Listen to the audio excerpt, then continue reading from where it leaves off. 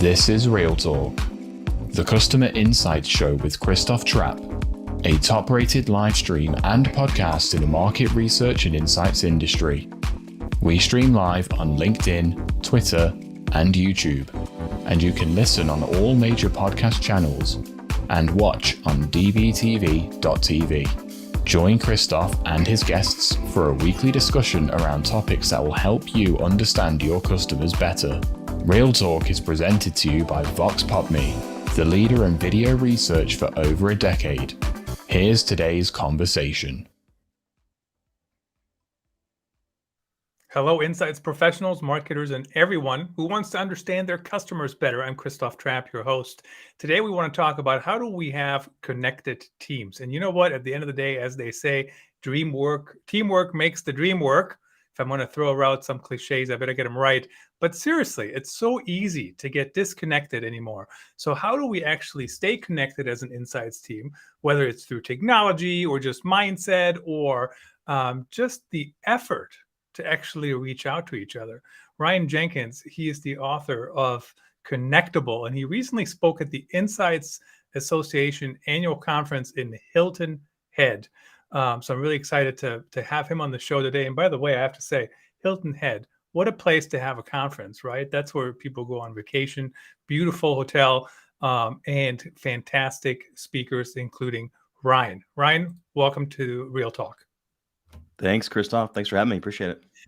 Nice to see you, and thanks for making the time. Really appreciate it. One question we currently ask everyone, whether we're talking about that topic or not, is what is your favorite strategy to keep a pulse on customer satisfaction? Yeah, someone that's outside of the insights industry, I'll answer this question as a business owner. And in my mind, the one word that comes to mind is referability. So how eager or willing are your customers to refer your product or service? So anyone can, rate your service or fill out a feedback survey, but to have someone put their own reputation on the line to refer your product or service, in my mind, is the true testament to that individual or that customer client satisfaction.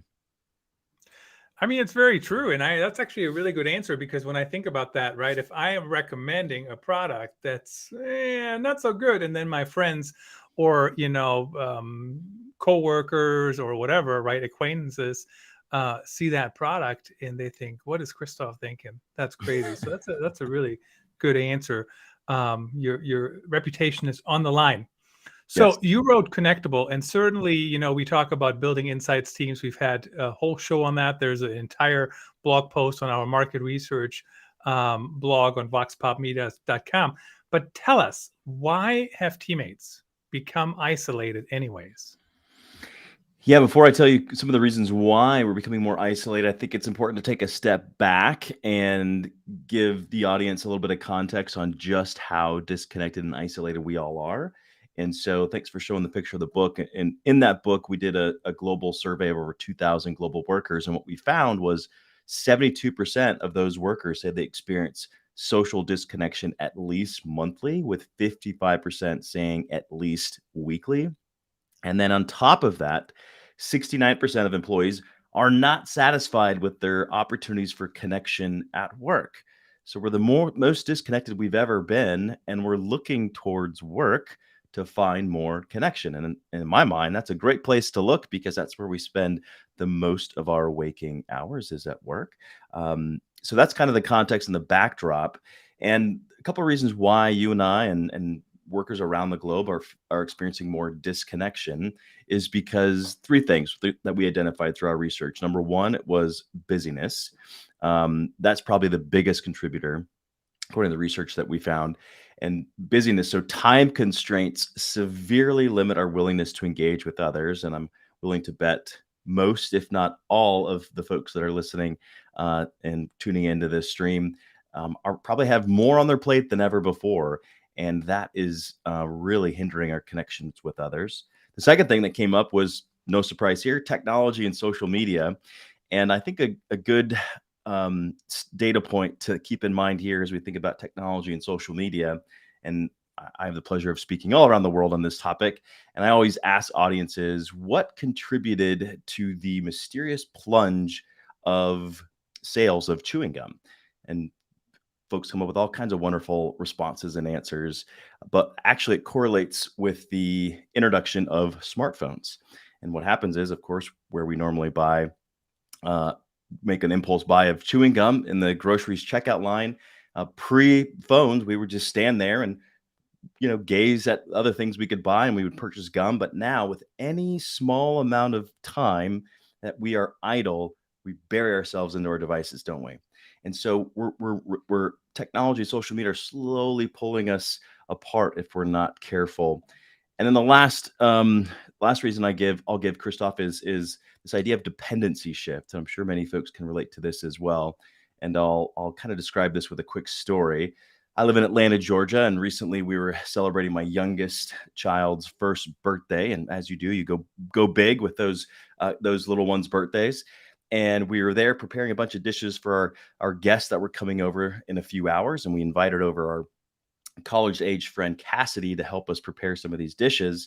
And she came over and my wife handed her a can of olives and said, "Hey, could you put some of these olives on that dish?" She said, "Sure thing." My wife and I turned and began preparing some other dishes. Few minutes went by and then we noticed nothing was happening with Cassidy's dish. So I investigated a little bit further and saw that she was on her device. And I thought, oh no, she's already distracted. I'll need to encourage her to get back on track because we've got guests coming over pretty soon. And so I investigated a little bit further. And Christoph, wouldn't you believe it? She actually wasn't distracted. She was actually being very resourceful. And she was actually on YouTube watching a video on how to use a manual can opener. She never used one of those before.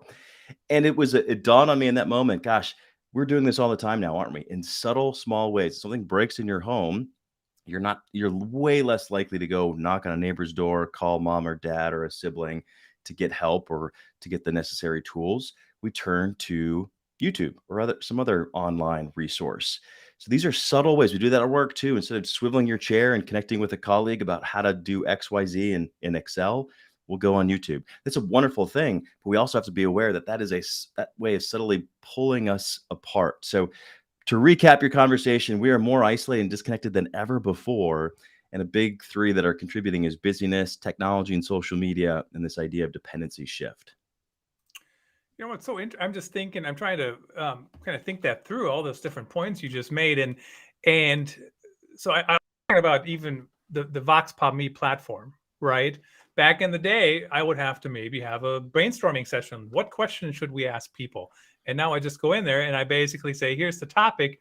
And the platform gives me some ideas for questions, right? AI. I do the same with headlines for articles. In fact, this headline for our live stream, I'm sure was written partially at least by AI, right? Because I put it in there. I say, here's what we're talking about. What ideas do you have? There's no meetings. There's no brainstorming. There's nothing like that. So I'm wondering, though, where's that line? Because so when I have AI write my survey questions for me, that's super helpful, especially if they are good questions. But at what point, or same with the headlines, right? If as long as they're good headlines, it works. But at what point do I need to connect to people once again to brainstorm? I mean, the technology can help us, right? To brainstorm and connect more efficiently, or maybe not. Great question. Valid question. I'll start by answering that question by stating that the single greatest predictor of human health and happiness is the quality of our social connections. I'll say that one more time. The single greatest predictor of human health and happiness is the quality of our social connections. And that is correlated with the longest study of a human adult development ever conducted by Harvard University. It's been going on over 80 years. It's still going on today. They've studied in depth the lives of over 2,000 people. So we need to start there and understand that connection is critical. And too often what's happening is we're misconstruing communication and connection. We think that using all these tools is keeping us connected, right? We jump on a Zoom call or we're texting with a significant other or we're slacking our teammates. We feel like we're connected to them, but really what we're doing there is communicating. And that's still important. And we should be using these wonderful tools to effectively communicate because that's something we need to do in business and in life is clearly communicate. But let's not make the mistake in misconstruing connection and communication because they're very different. Communication is the exchanging of information, and we process that in the front part of our brains. And connection is the ease of communication. It's the sense of being seen and heard in an exchange, and that's processed in the back part of our brain. So folks can relate to this example to where you've probably texted "I love you" to a significant other, and that's just communication. You can text them that all day. That's just communication. It's not connection until they hear the tone in your voice when you express "I love you," or they're in person and they can feel your embrace or see your body language when you express that sentiment. So there's two very, very different. So how I like to sum it up is communication is dealt, but connection is felt. So we need to strive for more connection, and we need to find ways where we trade communication for connection. We still should be using all these tools. We should be digging into AI to figure out how it makes sense and how to leverage it in our businesses, but then also make sure that we're carving out time for connection, because that's why we use all these tools, right? Is to be more effective, be more efficient. And so we should be marrying high tech with high touch. We need to have both of those channels. The last example I'll give here was pre-pandemic. I was speaking at a conference, and a gentleman before me was a healthcare conference, and he was talking about telemedicine. If he only knew how how important that topic was going to be in a few short months. And he was talking about having AI in a doctor's ear, and that ear can actually diagnose a patient's cough with greater accuracy than a human doctor. And so that's extraordinary. We would be, reckless not to leverage that technology and have AI do the heavy lifting that humans, aren't as good at. But I asked him afterwards backstage, I said, what's going to happen to the role of the doctor as AI is able to do so much more? And he said, doctors will revert back to what they were 30, 40, 50 years ago. And he said, we'll leverage the AI to do the heavy lifting. And that's going to give us more margin to actually deliver compassion and empathy to the patient. And so I think if we're good stewards with this, Christoph, we're going to leverage the technology. We're going to go high tech, but find ways to deliver more high touch, because at the end of the day, humans, we crave connection. If we crave connection, it's our most significant need. And we've got to find ways to marry this in this high tech world that you and I operate in.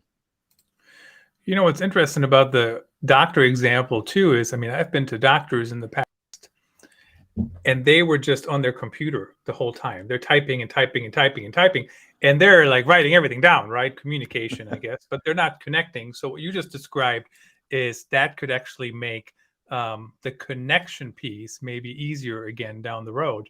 So we're maybe in this transitional period.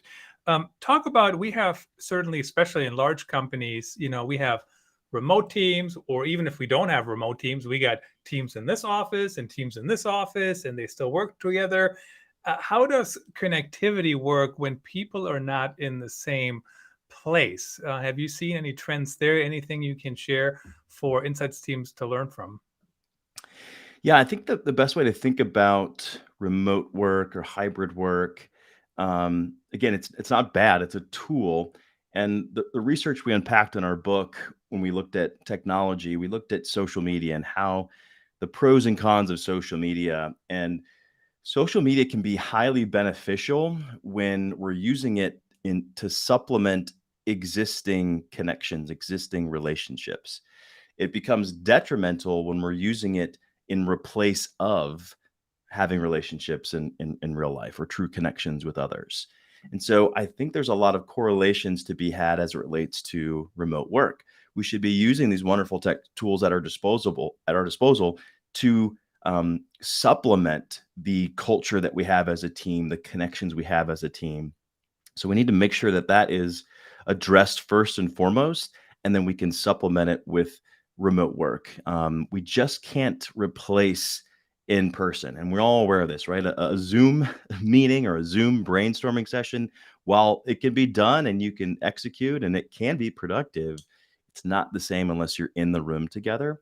So you got to find, and it's different for every organization, but I think folks are wildly underestimating how much we need human connection. And typically as humans, we choose the route that's most convenient, right? We go to the path of least resistance. And that's obviously not always good for our well-being as individuals or our well-being and our health of our organizations. So I think, folks, organizations, leaders need to be thinking about how do we find that balance again, and making sure that folks can have those connections as well as have the right tools at their disposal to make sure remote and hybrid work is still a vibrant part of our culture, because it's certainly not going away. We've all stress tested it, didn't break, and it's here to stay. Well, I mean, I always appreciate, visiting one of the Vox Pop Me offices. I'm remote. And certainly when you do that, the connection is very different, right? You're not live streaming, you're not writing articles, you're not doing things like that. You're not launching surveys. You're really just meeting, you're connecting, right, for a couple days. The one thing, circling back to busyness, and my friends, please don't say, oh, we're too busy to connect, right? I mean, you can do it on Zoom calls too, and remote meetings. I mean, I do it sometimes, just touch base with people you don't normally talk to, because you can't run into people in the hallway. Now, let's say you got an insights leader here trying to build that team. How do you encourage connectivity? How do you what are some ways to do that? And let's assume you have a team, maybe a local team, and maybe you have remote employees in different offices. Like, what are the different scenarios? Yeah, I think the big step one is of course awareness, right? You got to be aware that this is an issue and that it's likely impacting your team. I mean, based off the numbers we shared, right? Just about 3 out of 4 workers every month are feeling detached and disconnected. And there's big bottom line deterrents to this, right? Because we've seen that engagement goes down, performance goes down, a, talent recruitment and attraction goes down. And then the biggest one is when folks feel a sense of disconnection inside their teams or inside their organizations, they're 313% less likely to quit. 313% less likely to quit if they don't feel a strong connection. Now, this is a quick side tangent. This makes sense when we understand the science of connection, because back when our human ancestors roamed the plains, there was always strength in numbers. And if you got excluded from the group, your survival rate plummeted. So our body goes into a stress state, and we're looking to self-preserve, and we're in flight or flight. So if we don't feel like that sense of connection at work and we're on the outside, of course we're going to be less loyal, and we're going to be looking for another opportunity or less engaged, because we're trying to address this issue of isolation and disconnection. So that's really important. So this should not be taken lightly. And here's the real unfortunate kicker here. 90% of employees suffering from isolation or disconnection say they would not tell their supervisor. So this is often under the ground, and I talk to so many leaders all the time. They're thinking, this is a really important topic, but it's not impacting my team. I haven't heard my team talk about this or mention this. And I'm like, of course not. They're not going to tell you. In fact, according to the research that we unpacked in the book, folks are more likely to talk to a robot about their mental health than their manager. So that's a whole nother conversation. And some more recent research about ChatGPT saying that it's more empathetic than an actual doctor. So this is a really interesting trend, how humans are feeling they're able to actually connect with these machines more so than humans. But anyway, so that's kind of the state of it. So it's a big problem. It's impacting your team. That's kind of step one, is the awareness.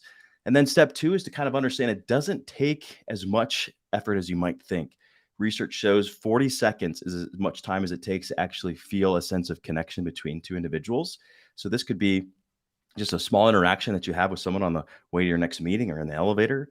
It also, according to Gallup, who's done the employee engagement survey, Q12, for decades and decades and decades, they found that just having one other person at work that you feel a strong connection with improves engagement and performance and all these retention and all these other items.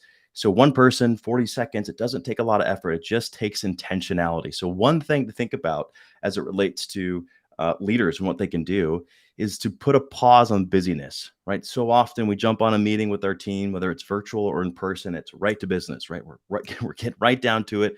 We've got a lot to do. We're busy. And something that we do at our connection enabling product house that we have, it's called workrivet.com. And what we do, because we're a connection company, so we're always trying to figure out ways in which we can connect our team. And one thing we do is called Connect 5. So we take 5 minutes at the top of every weekly meeting where one person shares a non-work related picture. And just recently we had someone share the picture where they were had just run a marathon. And we thought, we had no idea you ran marathons. So not only did we see this person as this competent social media manager, but now she's an extraordinary athlete as well. So it created a data point for us to connect and take a step closer to see the human behind the job. So it doesn't take a lot of effort. So something like that, right? 5 minutes at the top of every meeting, someone shares something non-work related, can start to knit our company or our team members together. And it could be something as simple as that. And I think the encouraging thing here is it just takes you. You don't have to get buy-in from leadership or convince the whole team. All pro-social behaviors we can do every day. And when someone else is on the receiving end of these pro-social behaviors, they're 278% more likely to go and extend that pro-social behavior to somebody else. So there's a massive ripple effect here. And a lot of leaders that we talk to find it encouraging that, hey, it just takes me, it doesn't take a lot of time. I just got to be intentional about it. You know, I'm thinking a lot of our researchers listening to the show can relate to the comment about, oh, nobody has ever said anything to me, right? And because, of course, we always hear those stories. Well, everybody said in the survey that they would buy the product, right? So it depends on how you ask. It depends on how you structure that conversation. You know, would people go up to their manager and tell them some of those things? I can see why they wouldn't. So you kind of have to figure out how to do that. But let's talk about the ROI here. So especially as we're trying to understand our customers, get better research, ask better questions. Don't just ask, would you buy the product, or are you disconnected? No, I'm fine. Right? Right. What is the bottom line? How does a connected team actually help us understand the customer better and, you know, drive business results? Yeah, at the end of the day, connected teams perform better and they engage more fully. I like to kind of think of it as uh, a brick wall, right? You might have all the right bricks, aka team members, stacked on top of each other. They might be fitting real nice together, and it looks like you've got a pretty formidable wall. But if you don't have mortar, if you don't have something connecting all of those bricks, you can just push that wall right over, and it's going to tumble. It's going to tumble on the first sign of stress, or there's going to be zero resilience on that wall. And so this idea of mortar, right? The connection, what exists between team members, what makes them strong, what makes them loyal, what makes the whole team be able to execute and perform what it's supposed to do. So that's kind of how I like to think about connection. It's the things between that really solidifies us. And I think the other thing to keep in mind here that really stands out for a lot of folks, recently they did some research where they were trying to figure out, how does exclusion impact our brain? Like, how does our brain react to that? And so they studied it. They put a group of folks through an experience of exclusion, and their brain lit up. Well, that wasn't very surprising, but where the brain lit up was what was really interesting. And so it was actually the same part of the brain that was registering the exclusion was the same part of the brain that registers physical pain. So what they were able to deduce from that is, when you and I feel detached, when we feel disconnected from the tribe or our team, it's the same as if we're being physically hit. And so, of course, if you were to show up to work, whether it was digitally or in person, and you had a bleeding appendage, of course, you're not going to be able to work that day. Your brain is thinking, I need to address this before I can show up fully to work. Same thing is happening when we experience a sense of isolation and disconnection. Again, our body's in that fight or flight state, and we're thinking, I have to address this before I can show up fully to work. And so that's why we've got to get this right, because we're not going to be able to show up fully for our colleagues. We're not going to be able to deliver for our clients and customers. We're not going to be able to do that better research and drive action in the insights market. We're not going to be able to do any of that if we feel a sense of disconnection from our team. So it is just that critical. And again, I don't, feel like I'm beating a dead horse here, but I think it's important that the single greatest predictor of human health is our social connections with others. And what better place to cultivate some of these strong connections than at the place you and I spend the most of our waking hours, which is at work. Yeah, very interesting. So if people don't tell their manager, how can you even get pulse? How can you even understand? I mean, you can certainly look at the results, right? The team is performing well, but just does good performance mean a good performance? Does it mean they're actually connected, or does it just mean they're really good at their job? Is one option, I'm just kind of thinking out loud here, to maybe have people just leave feedback. They just record feedback, send it over, so they're not talking to people one-on-one? Or how else can you kind of get a pulse on what's going on? Yeah, because it's a tricky, right? Because it's invisible. We can't. It's how do you measure how connected you feel? So we've been trying to help in that space. So we kind of took a three-step approach to addressing disconnection. We didn't want to just write books and speak at conferences about this. We wanted to give folks specific tools and assessments that they could take to address all this. So phase one was write the book. We did all this research. The book hit number 7 on the Wall Street Journal, and it was just rated the number 3 leadership book of 2022 by thousands of readers. So we feel like we hit the nail on the head. Folks are finally ready to address disconnection and talk more about how to cultivate connection at work. So that was phase one. Phase two, to your point and your question, Christoph, was how do we measure this thing? We have 2 assessments. We've got one that's empirically validated to assess the connection levels of oneself personally. So how connected, how isolated or disconnected do you feel in your kind of your personal life? So you can take that assessment.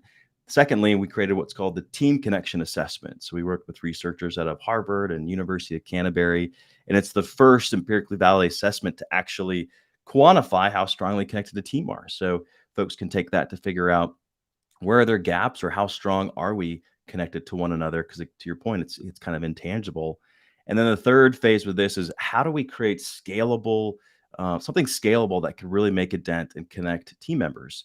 And we created a product that's called Rivet, which just like it sounds, it's like a little pin that connects 2 structures to make them stronger. It's an AI powered tech platform that actually connects 2 individuals that are scientifically proven to develop a strong relationship with. And so teams are using that inside their organizations to connect folks that would normally not connect, to find that one other person that boosts performance, engagement, retention, et cetera. So we're addressing all of that. If anyone's interested in learning more or taking these assessments, they're free on our website. You can go to connectionmadeeasy.com. Very interesting. That's like dating in the workplace, except you're not dating, right? Well, that's a good, great point. If you remember eHarmony, Christoph, it was one of the most popular matching, but it was romantic matches. Yeah. But the chief scientific officer at eHarmony who helped us create the algorithm. But you're right, it's not romantic. It's about how are we scientifically, based off of personalities, who's best suited to actually develop a strong relationship with someone else that they work with in a professional manner. Very interesting. Ryan, thank you so much for joining me. Congratulations on the successful book launch, and really appreciate you making the time. My pleasure. Thanks, Christoph.